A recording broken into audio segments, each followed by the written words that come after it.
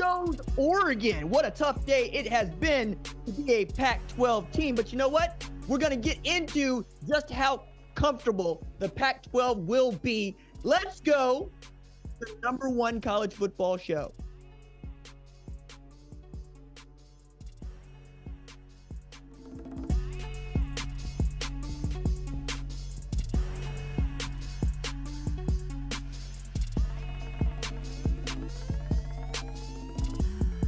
What's up, kinfolk? It's RJ Young. I am not on a step mill. Thank you for watching on the Fox Sports app, YouTube, or listening wherever you get your podcast. Today on the show, we got to talk about Oregon State upsetting UCLA. Perhaps, maybe. We got to talk about what North Carolina did against Miami. We got to talk about what USC did against Notre Dame. We got to talk about Oregon and Washington. 7 top 25 teams took an L on Saturday alone. And with 2 weeks left to go until the college football playoff rankings are revealed, we're starting to see who is for real and who is not. But I want to get started right with the game that you probably just got done watching. Number 21 Notre Dame stomps out number 10 USC 48-20. It is not a stretch to say this is the worst game that we have ever seen Caleb Williams play, because many of us didn't watch him play at Gonzaga College, and I'm willing to bet he wasn't as bad there as he was tonight in South Bend. Threw 3 interceptions in this game, and all 3 were in the first half, and had a forced fumble at the end. The worst half to go along with the worst game that Caleb Williams ever played, which is another way of saying Al Golden's defense absolutely came, what do the kids say? Strapping in Caleb Williams, led by Xavier Watts, who had not 1, but 2 interceptions in this game, 6 tackles, that forced fumble recovery, a TD, and a pass defended, playing out of his mind, coming out of Omaha, Nebraska. Yeah, Nebraska fans, you had a shot at the senior, and he's over there at Notre Dame doing the damn thing, because it's bigger than just those 2 interceptions. It's that Caleb Williams had thrown just 1 interception all year against Colorado in what was a 48-41 win, throwing 2, let alone in the first half. And to the same man, yeah, you keep that football if you are Xavier Watts. And frankly, the offense didn't do much for Notre Dame. It was the defense that was continuing to keep Lincoln Riley's high-powered offense in check. Again, I got to tip a hat to Al Golden here, who I didn't know that he could pull this one out. But then I remember Al Golden got to see what it was like for the Cincinnati Bengals to go up against Patrick Mahomes. And as Caleb Williams is still probably slotted to be the #1 overall pick in the 2024 draft, and the most readily available comp to him is Patrick Mahomes, maybe Al Golden had a really great opportunity ahead of him that we just didn't know he had in his bag. Maybe he'd been planning for this game all year, and you can understand why. USC Notre Dame is a traditional rivalry and a tremendously big game, but it became bigger when Notre Dame lost to Ohio State in South Bend and then lost to Louisville on the road. So they're at 2 losses. And I had said, winning this game is not just going to do a bunch for Marcus Freeman and him going into the rest of the season, let alone 2024, but for Notre Dame fans themselves, because you would be the team that not only handed USC its first loss, but probably took away the Heisman Trophy from the reigning Heisman Trophy winner. Archie Griffin, Buckeye that you are, light up a cigar tonight, courtesy of Notre Dame, because I don't think we're going to see the first 2-time Heisman winner since Archie Griffin after the performance that we saw from Caleb Williams tonight.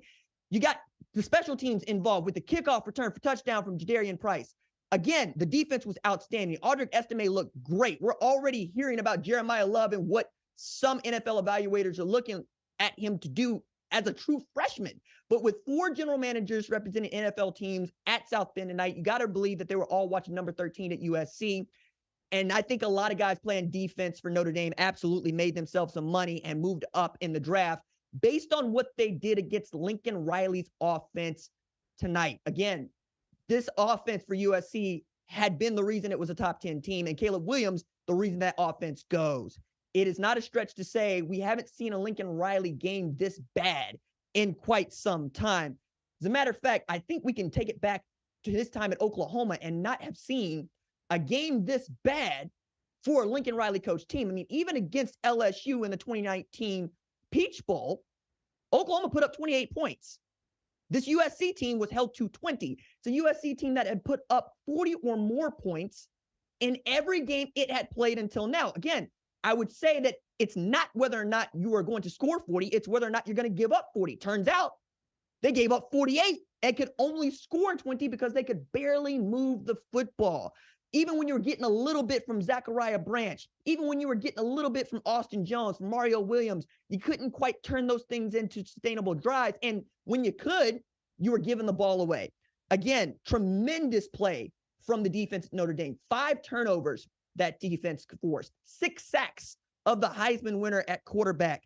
I think if we saw this Notre Dame team against Louisville, we're probably having a different conversation about what's left for Notre Dame to do. But again, 2-loss team. You go all the way through the rest of your schedule. You see how things shake out. Maybe you get into a New Year's Six bowl game here. But the story going forward from here, and as far as what we're interested in, which is who's going to win the national championship, still includes USC. Because as cool as it is for Notre Dame to get this victory in South Bend, where they got to shoot off the fireworks and tell Fight On to send it all right back to LA, this was a non-conference game for USC, which is to say they're still undefeated in a very, very deep and very, very competitive Pac-12. And they could still very well end up in the Pac-12 championship game. And if they won the Pac-12 championship game with this one loss, I could still see them getting into the college football playoff with an invitation, because Caleb Williams is still that guy. Even if he played the worst game that he's played of his career, he's still a guy that you don't necessarily want to pick against. Even though I will also add to you, Notre Dame was favored going into this game. I didn't think it was because the defense was so stout, but it is. USC, though, has games left against Washington, Oregon, and Utah. All 3 of those teams are capable of beating USC. Can they? Will they? Those are 2 different questions, right? I think that we still haven't seen the best of Utah, which is a scary thought, because they're managing to win football games without Cam Rising, their quarterback. And now that we're halfway through the season, you got to start asking, are we going to see Cam Rising at all going in through the rest of 2023? Now, we could, but the bye week for Utah has come and gone, and they were able to get it done earlier today against Cal, putting up 34 points. And by the way, through 6 games, Utah has allowed just, 73 points scored, which is the fewest that a Utah program has allowed through 6 games since 1994. Another way USC is going to run into what I think is a Pac-12 buzzsaw. Washington, we'll talk about a little bit later on, but they're giving everybody everything they want. The same thing is true of Oregon. And now we're learning that even the bottom of the Pac-12 is still pretty damn good, meaning Stanford, meaning Arizona. We'll see about Cal and what they might turn out to be a little bit later on. But I'm not going to be heavily favoring any of these Pac-12 teams against each other. And that's kind of what this is going to turn into. The Pac-12 is going to have a bloodletting because it's going to do what the Big 12 have been doing for years, which is eating itself alive until you only got one real champion and one real opportunity to get into the college football playoff, because you ain't got no divisions and you can't lean on that, right? Right now, we're looking at Big Ten having Iowa sitting atop the Big Ten West standings without their starting quarterback available because the defense is so good. I think Lincoln Riley will learn from this that he has to get Caleb Williams some more protection, but I don't know how, because there are no 7 protection schemes in Lincoln Riley's offense. And the defense isn't getting any better. And if they lost Max Williams for the rest of the season, an outstanding safety for them, that's going to not help them at all. So you're really asking that defense to do something it hasn't done all year to help you win these football games, which is stop people and keep them from scoring. Again, USC could end up going 11-1 the rest of the way. They could also end up going 7-5. That is what their schedule looks like. They have one of the toughest schedules left in college football. Now, will they be ranked inside the top 10 after this tomorrow? Well, I'll have my rankings out tomorrow or later tonight on Fox Sports, on the Fox Sports app, if you are so inclined. But certainly we will talk about it on our rankings show right here live at 1:30 p.m. Central Standard Time, give or take. I've also got another conundrum where I got to work through, which is, what am I going to do with Oregon? Because number 7 Washington beating number 8 Oregon 36-33 doesn't really tell me a whole hell of a lot about who's better. I know that one is going to be ranked higher than the other because Washington beat Oregon. But that game was the best game that I have seen since OU Texas last week, right? And as I have friends on both sides of this ridiculous rivalry, I got to tell you that there was more than just their feelings at stake here, because we're talking about the first time that these two programs who've been playing for over 100 years, had been ranked inside the top 10 together and 5-0 together when they were playing each other. And for two fan bases that can't stand one another, you can't imagine how badly each one of them wanted to win this one. And what I found most interesting about this is that Michael Penix Jr. got an opportunity to show what I had asked him to show earlier in the week. You'll remember I said that Husky fans told me they got a Heisman winner at quarterback in Michael Penix Jr. And I said, this is the game to show it. And my goodness, did he ever. Now, I can look at the stats and we could do the box score thing, 22 of 37 for 3 OT with 4 TDs and a pick. But it was in winning time, when you absolutely need to go down the field and get a score, that I got to see the Michael Penix Jr. that Husky fans knew was there the whole time. I got to see the guy that was just looking for one more opportunity to get on the field to try to go get his team 6, to try to go win this thing in regulation for the Huskies in front of the Yacht Club in Seattle against the hated Oregon Ducks. And my goodness, he did not squander the opportunity. He also got a lot of help. Dylan Johnson playing outside of his mind at tailback. Rome Odunze out there absolutely putting on. Giles Jackson putting on. I was so impressed by what Chuck Morrell was able to do with this defense. I wasn't talking about Washington defense. Nobody was talking about Washington's defense. I picked Oregon because I thought Oregon was the more complete team, the balanced team, the team that could run the ball, pass the ball, and stop you. And not for nothing, but the Duck defense answered the bell. Troy Franklin ought to be a Blitnikoff Award finalist. He had 7 catches for like 149 in this game. Bo Nix was operating. Bucky Irving, Jordan James, doing everything they know how to do.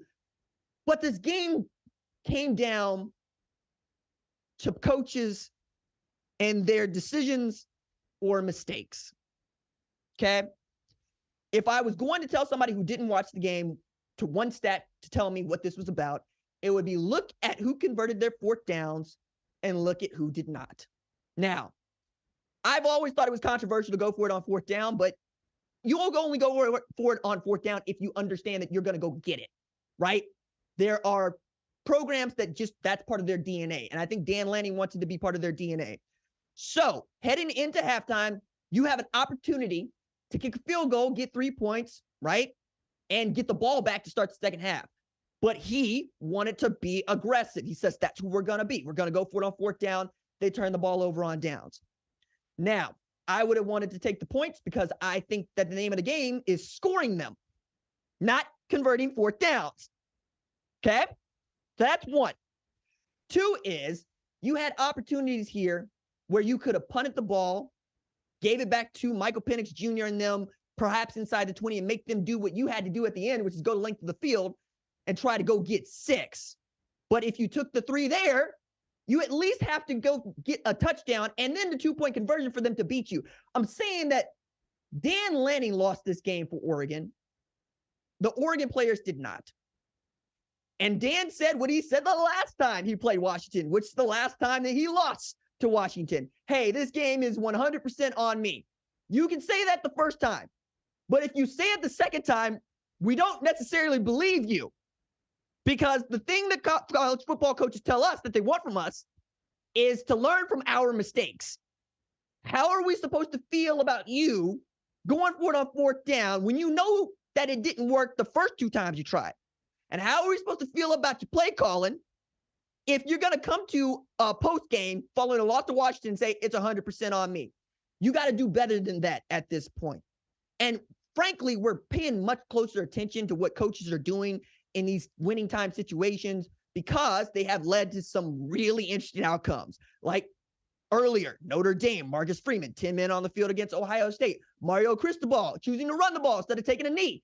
Now we got Dan Lanning, who had an opportunity to punt the football and or kick for a field goal, and he decided, hey, no, we're just going to go for it.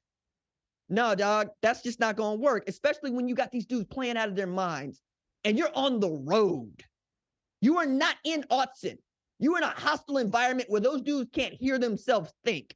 And you're asking them to go and get it when they have shown that they're not going to go and get it. And then you run out the field goal kicker who's got to be thinking, hey, man, you didn't trust me all game. You trust me now? How am I supposed to be confident in my ability to go kick a field goal if you only want me when you want me? again, when we're talking about playing the game at this level with 18 to 23-year-olds, you really got to get back into that psyche. They have to be confident. They have to believe in what they're doing. You have to give them that confidence. And I feel like field goal kicker, place kicker for the Ducks had that confidence. But I was very impressed with Oregon, right? It was the same team that beat Colorado 42-6. It was the same team that I thought was going to be nip and tuck with Washington. But Washington found a way. Ryan Grubb put Michael Penix Jr. in a great spot there. And even as, I'm not sure what he's fighting through, but he was clearly fighting through something, right? We could see him grabbing at his chest, going out there trying to warrior his way through this. And if you don't know about Michael Penix Jr.'s story by now, you live under a rock. But suffice to say, he's blown out his knees twice. He was up and down in Indiana. He transferred to Washington because Kalen DeBoer, and he had it going there for a little bit in 2020 when he was at Indiana, right? 2019, 2020. And thought maybe they could do something. And then Ryan Grubb went to interview for the job at Alabama, ends up staying at Washington. Chuck Morrell and William Ing, they end up getting this defense up and going. And they're able to run it back like they did last year. And now they're in a position to win the Pac-12 championship. Like, that's who they are to me right now. They are the dominant team in the Pac-12. It's theirs to lose as far as I'm concerned, because they show me everything I need to see against Oregon. Now, they might get to play Oregon once again in the Pac-12 championship because Oregon still has a way to get there. USC's on its schedule. Remember, I told you that USC is undefeated. But again, if you're a Washington fan, I don't know that you're going to feel better. As a matter of fact, if you are still out there having a good time, please have another beverage for your mans, because I understand what it means to win this type of game against your enemy. It's so sweet. And the NFL, pro football, will never, ever get that feeling, because you live and die with this team that you went to school with, that you were raised to love, that you have parents, that you have friends, that you have acquaintances that went to both schools. Your enemy's over there for the day. Your friends are over here for the day. And you get to celebrate this very sweet win that was nip and tuck the whole way. I'm impressed with Washington. I'm impressed with Oregon. I have a conundrum about what I'm going to do with Oregon a little bit later on. But I got to say, if Oregon gets back to this spot and they get to play Washington in the Pac-12 championship, I want Dan Lanning to learn from this day. Just because you're aggressive doesn't mean that y'all always got to be aggressive. Sometimes you got to go score points, because 3 points can change the complexion of a football game that is in the balance with the clock running out. So from there, let's keep it in the Pac-12, which, again, outstanding. We got number 15 Oregon State beating number 18 UCLA 36-24. Dante Moore is having a tough year. I still think he's one of the most talented quarterbacks in that league, but he's also proven to be a true freshman. 3 interceptions in this game, all in the first half, including a pick six, his third pick six of the season against his third different team. And Oregon State's just too good a football team to not capitalize on those things. And now that they had the quarterback that they were missing last year, Oregon State feels like a Pac-12 championship contender. Again, it's going to get spicy here in the next couple of weeks going into November in the Pac-12, because you got 4 or 5 teams that still have an opportunity to make it to the Pac-12 title game. One of the big reasons as to why is you could see this Oregon State defense is not falling off. It's one thing to hold them to 24. It's another thing to pick the ball off 3 times. It's another thing to be able to give your offense an opportunity to stretch the lead. And then one more for your offense to go do what is necessary and put the ball into the end zone, because I expected Oregon State to be the kind of football team that is winning games 20-17, not 36-24. Certainly not being able to put up 50 on Cal, but that's who they are now with guys like Damian Martinez back there. And I don't know what exactly to do with these dudes from Corvallis except to say enjoy them, because they're getting home with their pass rush. DJ Uyunglele feels like the guy that he was at St. John Bosco. And just, my goodness, Jonathan Smith, just the nicest coach that I've ever met when we're talking about big-time programs. Just that really cool air and demeanor about him, kind of like Mike Riley, who was once Oregon State head coach. And they're out there doing what they know how to do. The moment is not too big for them. They'd also got another top 25 pellet. Now, they beat Utah, which is huge. Now they're beating UCLA, which is huge. I got to try to square away that Washington State loss now, because Washington State got dunked on its head by Arizona 44-6, and UCLA also dunked Washington State on its head. So maybe we just let that one go when we're talking about the rankings. But Oregon State, 6-1, absolutely could win the Pac-12 championship. And if they win the Pac-12 championship, they're going to make it to the college football playoff. They've got an interesting road ahead as well. Again, they're going to finish with what I think is a really tough slate. I think they got Arizona, Colorado, Stanford, Oregon, Washington left. And that is a gauntlet and a half. So you run through that, you're going to rise into the top 10 pretty quickly, if not overnight. Again, I got a conundrum here because I got a Louisville that I got to figure out something to do with too, right? And I got a Notre Dame that I got to figure out something to do with too, along with LSU, who went ahead and just mollywopped Auburn. Top 25 is going to be a whole different ball game come Sunday, but I'm up for it, and I love this stuff. I'm very excited to see what I got to do with Oregon State because I just did not have this on the bingo card come week 7. But you know what I did have on the bingo card come week 7? Number 2, Michigan being a top 5 program. They blew out Indiana 52-7. I have them ranked as the number 1 team in the country. I have no reason to change that. None. Zero. Nada. Number 1, they went down 7-0 to Indiana. Cool. And then they had 52 straight points scored. They needed a little flea flicker to fly, a little halfback pass to get on the board for Indiana with Rod Carey calling the plays for the first time. And then Michigan decided, okay, enough, and went about doing what I want my number 1 team in the country to do. Again, it ain't about being undefeated. That's the bar. That's the barrier for entry. That's the bare minimum. And you know what? If you're not a Power 5 team, we don't even care about that. Looking at you, Air Force, I love you. They don't. They're not going to let you into the college football playoff. You need to hope that we expand this thing pretty quick so we can see what you're capable of over there with the Falcons. However, if you're a top 5 program, you're a Power 5 program, I expect you to be undefeated heading into week 8. And not only that, if you're the number 1 team in the country, I expect you to be dominant in every game you play. So far, nobody's been able to score more than 10 on Michigan. Nobody. Nada. Zero. Zilch. I don't want to hear no more. I didn't play nobody. The schedule's schedule. Okay? Ain't played nobody until they get to conferences, right? Penn State beat up on UMass. Okay? At some point, your favorite SEC team is going to schedule an FCS team that they're going to beat the hell out of. We don't care about schedule. I thought we might at some point, but that ain't the world we live in. Okay? The world we live in is the one you live in, the one where you want to see your team go beat people up. But I'm not going to give Georgia points for beating up a Vanderbilt team that had a 5-loss win streak coming in and somehow was able to get on the board. I don't need to see Vanderbilt getting on the board against Georgia, not making them the number 1 team in the country. I need to see what Michigan was doing today. I knew that J.J. McCarthy was a dude. I knew that Roman Wilson was a dude. I knew that Blake Corum and Donovan Edwards were dudes. I knew that offensive line was the best offensive line in the country. You know what I didn't know? That Colston Loveland was a dude. 3 catches, 80 yards, and a TD. I didn't know they had a Tyler Moore back there. And they were, hey, Andrew Anthony, you want to go to Oklahoma? It's fine. We got a dude that can break people off in the punt return game and is going to catch 4 passes, 54 yards. We are deep on the defense. Mike Sainristil can do whatever he wants over there. If you forget about it, we got Will Johnson over there playing DB. You forget about our defensive line, we'll remind you. We're going to get into your backfield.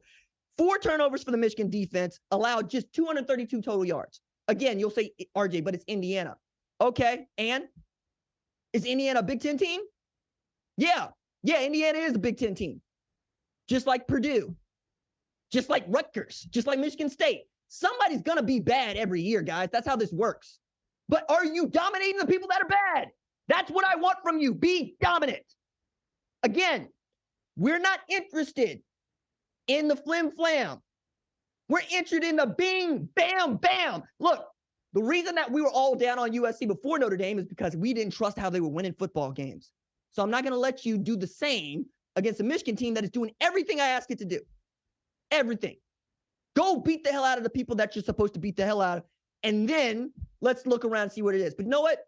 They got Michigan State coming up. And then we're going to get in the nitty gritty with Michigan too, because they got a Penn State team that feels pretty good. And of course, the game, Ohio State, Michigan, that's going to be a doozy. But man, I'm already looking forward to Ohio State, Penn State next week. We'll get to that. That game is going to be outstanding. I love watching those two teams play football. North Carolina, number 12, North Carolina, beating up on number 25, Miami, 41-31. Tez Walker. My goodness, I'm so glad to see this man eligible. He out there making it happen for UNC. Look, 6 catches, 132 yards, 3 TDs, had some rushing yards in there too. He makes them better. You could see why Mac Brown also wanted them on the field. The NCAA was keeping one of their best playmakers off the field, and they were still undefeated. Golly.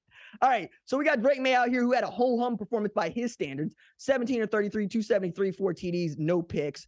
Omarion Hampton still absolutely running people down. 24 carries, 197 yards, a TD against a Miami team that I thought was good. Now, I didn't rank them because I thought that top 25 loss, or excuse me, that loss to Georgia Tech as a top 25 team was egregious. But you know what the AP did? AP ranked them. And because the AP ranked them, all right, I'll take them seriously as much as I gotta, right? And then they go into this game, and I'm asking the question, is Mario Cristobal going to lose his team? Answer's no. He didn't lose his team. They just lost to UNC. So now look at who UNC's got left. Because I already did. You ain't got to look. They got Duke left. That's the only ranked opponent they got. That's it. They dodge a Louisville team that I don't know what the hell to do with, but you know what? We'll talk about them. They dodge a Florida State team I still don't trust, though this was the most trustworthy performance that they have put together all year. 41-3 against Syracuse, dominating the teams you should dominate. And I'm still not exactly sure that an undefeated North Carolina team is good enough to make the college football playoff. However, if they are undefeated, and let's say you got a 1-loss Pac-12, which is likely, and a 1-loss Big 12, maybe, they can get in, right? Because we're going to put the SEC champion there, we're going to put the Big 10 champion there, and then we're going to have a fight about who the next 2 of those 3 should be. But North Carolina basically survives and advances in as far as we're talking about college football playoff implications. I don't know. I think that I'm picking UNC against Florida State, but after what Dino Babers said about Keon Coleman, I've elevated Keon Coleman from just the Biletnikoff Award finalist, like say Troy Franklin and Marvin Harrison Jr., into a Heisman candidate, because it's not every day that I hear a coach as seasoned as Dino Babers, who's been around some playmakers, like say Sean Tucker, who said God was showing off when he made him. Talk about Keon Coleman. And I saw the catch that he made when he was talking about God was showing off. I see it. And then you add in Jaheim Bell. Then you add in whoever they want to put back there, whether it's Toafili or whether it's, my goodness, which Florida State, Trey Benson. My goodness. I usually got names like this, but sometimes it just kind of slip. And Jordan Travis doing what he's doing, right? So you got him. But I need to see you put together these performances and not need to come up with the goods late to win football games. And this was dominant. This is what I asked you to do. I'm still not going to make you a top 5 team. I think might just shake out that way. We'll see. Again, a lot of bloodletting going on in top 25 with 7 top 25 teams taking losses today, 3 taking their first loss. So let's get to a game that I thought we were going to talk about a little bit differently when it kicked off. Friday, 9 o'clock Central Standard Time, 8 o'clock Mountain Time. Stanford stunning Colorado, 46-43 in double overtime. All right, I watched every bit of this game, every last second. I saw Colorado go up 29-0 at half and thought about doing what many of y'all did, which is, all right, I'm going to go to bed because it's late. It's late, and you know what, we got football at 11 a.m. the next day. I got to get ready for the ranked games. And then, Stanford decided to play it game of its life, but only in the second half. All right, so it goes like this. Colorado absolutely got to do the quarterback. Shedeur Sanders, 14-18, 201, passing, 273, total yards, 3 TDs, only in the first half. All right? Travis Hunter returns. Travis Hunter getting it in. You know, Xavier Weaver is out there getting it in. 3 TDs in the first half for him. Catching the ball like he's been there the whole damn time. All right? So there's that. I also get to add this little stat. Colorado had 20 passing TDs total in 2021 and 2022 combined. Shedeur Sanders has thrown 21 TDs through 6 games. Ridiculous what that dude has done. But I'm not done with him. We're going to get to that part I know you want to talk about. But let me set this up here. Okay? So, you're thinking, okay, Colorado, go salt this away. And then you remember, damn, that's still Colorado's defense out there. How did that happen? Well, when you give up a 97-yard explosive to Alec Iron Manor, excuse me, and then you give up 60 passing TD explosive to Alec Iron Manor, you get yourself back in the ball game. And then you look up, and Colorado's going for it, like Dan Lanning, on 4th down, and they're getting stopped. I counted them up. They had 4 stops on 4th down and 3 in the 3rd quarter alone for Colorado. And the Cardinal defense was outstanding in coverage late. But as you're giving the ball back to Ashton Daniels, in particular at quarterback, because they played 2 at Stanford, he saw what I saw, which is that Alec Iron Manor could get whatever he wanted against the best DB Colorado has and one of the best DBs in the country. So you start in the first half, you're paying attention. Alec Iron Manor ran right by Travis Hunter. You could say bad angle. You could say Hunter got caught. You could say whatever. I said he ran by him and they missed him, but that play was going to be there. And it was. 13 times for 294 yards in the second half. In the second half, this man. So people are going, hey, Travis Hunter might not be that good. No, I learned Alec Iron Manor's 1st-round draft pick. Like, that's what I learned. I learned somebody's going to come up on him in the NFL, and that Stanford better go ahead and wrap their arms around that boy and keep him ready for whatever you're going to do in the ACC next year, because that man is absolutely outstanding. He's the reason that this game went into overtime. Had one of the great catches of the year, pinning the ball against Travis Hunter's helmet for the TD. But then you get into overtime. And that has been traditionally Shedeur Sanders' time, okay? He likes those moments. He has been clutching those moments, called himself Brady mode in those moments. Then, in that moment, running for his life, he made an uncharacteristic mistake, threw the ball up. Stanford gets the INT. All they need is 3 points to win. They get the 3 points to win. It's 46-43. He quite literally lost them the game.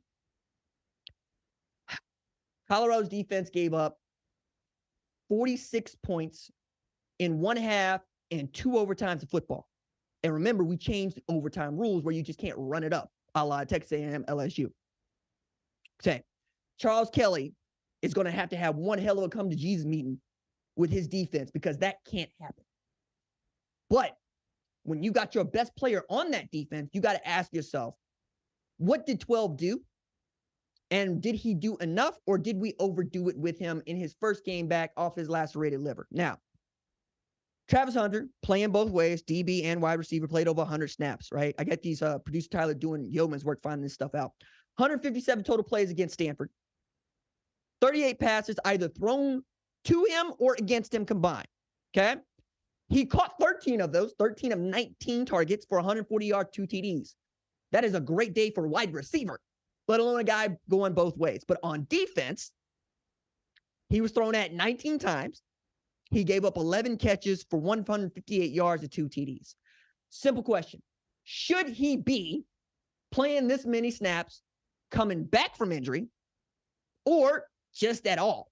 Now, should, would, could, probably going to keep playing in that many snaps because that's what the dude wants to do. I didn't think he looked tired. He has never said that he's been tired. And Prime didn't look like he needed to pull him. And Charles Kelly didn't think that Cormani McLean was ready to go. And then Carter Stoutmeyer was getting his behind beat. So was Shiloh Sanders. Wasn't like you had other options there. Now you might say, does he need to be playing wide receiver? Yes, he had 13 catches for 140 yards and 2 TDs. He needs to be playing wide receiver. But it's about depth at Colorado. It's about depth and talent. Depth on the offense, right? Particularly offensive line, still bad. Depth on the defense. They need help everywhere. It ain't just Travis. You need help everywhere.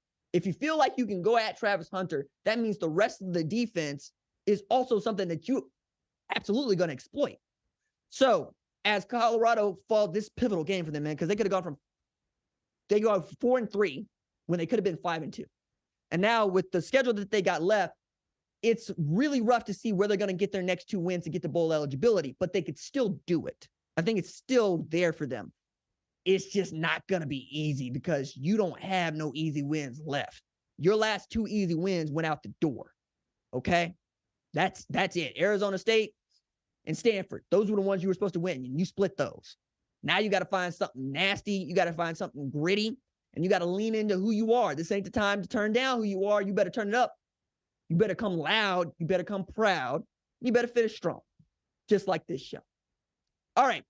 That is going to do it for tonight's episode of the #1 college football show. We will be back Sunday for our top 25 rankings reaction show, where we'll react to the AP top 25 and I will reveal my top 25. We'll sauce that up. We'll talk about some Heisman candidates, who's still there, who should be winning it, and get you set up for week 8 and what will be an outstanding game of Ohio State, Penn State to marquee it next weekend. All right. That is going to do it for us. We will see y'all on Sunday. Deuces.